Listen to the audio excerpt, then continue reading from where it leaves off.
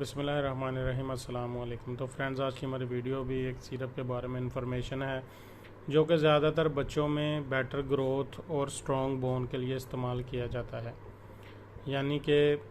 جن بچوں کی گروتھ صحیح طرح نہیں ہو رہی ہوتی یا ان کا قد نہیں بڑھ رہا ہوتا، ان کی ہڈیاں کمزور ہوتی ہیں، ان کے تھکاوٹ ہو جاتی ہے، کوئی مسلز کے مسائل ہوتے ہیں، کمزوری ہوتی ہے،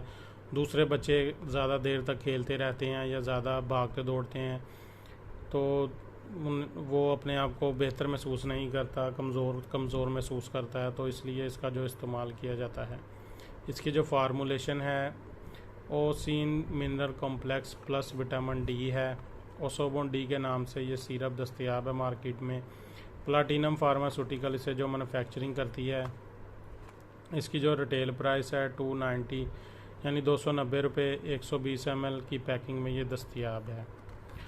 اس کے بعد جو اس کی پیکنگ ہے، پلاسٹک کی بوتل ہے، اس میں 120 ml سیرپ موجود ہے۔ اورنج فلیور میں یہ سیرپ دستیاب ہے۔ تو ویسے دیکھنے میں آ رہا ہے کہ یہ سیلف میڈیکیشن کے طور پر بھی استعمال کیا جاتا ہے، یعنی اگر کسی کو ڈاکٹر نے پرسکرائب کیا ہے تو وہ دوسروں کو گائیڈ کرتے ہیں کہ اپنے بچوں کو آپ یہ سیرپ دیں، تو ہم اس کے اچھے رزلٹ دیکھیں ہیں، ہمارے بچے کو کافی فرق پڑا ہے۔ تو اس ویڈیو کو بنانے کی ضرورت ہمیں اس لیے محسوس ہوئی کہ یہ سیرپ جب استعمال کیا جاتا ہے تو کچھ ایسی غلطیاں کی جاتی ہیں جس کی وجہ سے اس کے آپ مکمل طور پر اس کے رزلٹ نہیں لے سکتے، تو وہ غلطیوں کے بارے میں ہم آپ کو نشاندہی کرتے ہیں کہ سب سے پہلے تو یہ جو سیرپ ہے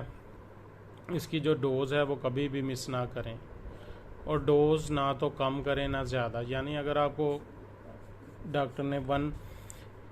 1 چمچ بتایا ہے صبح شام تو اس حساب سے ہی اس کی ڈوز دیں، اگر آدھا چمچ بتایا ہے تو اس حساب سے ہی اس کی ڈوز دیں۔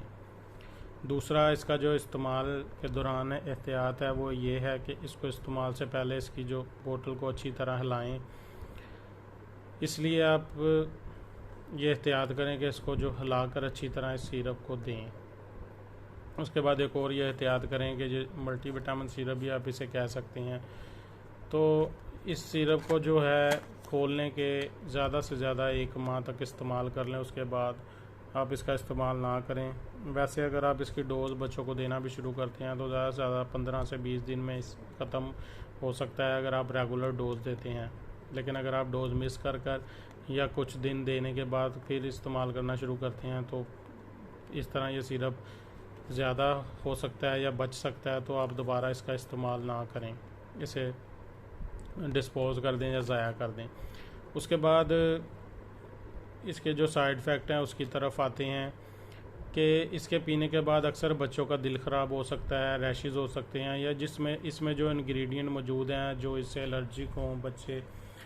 تو وہ ان کو کچھ مسائل ہو سکتے ہیں۔ اس کے علاوہ چکر آ سکتے ہیں، وامٹنگ بھی ہو سکتی ہے۔ ویسے تو بچے اور بڑوں کے لیے دونوں کے لیے سیرپ ہے، بڑوں کے لیے جو ڈوز ہے وہ اس کی بڑھانی پڑ سکتی ہے، یعنی بچوں کو اگر آپ 1 چمچ دیتے ہیں تو بڑوں کو تقریباً 2 چمچ اس کی ڈوز بنے گی صبح شام۔ تو یہ تھی اس کی انفارمیشن اس سیرپ کے بارے میں۔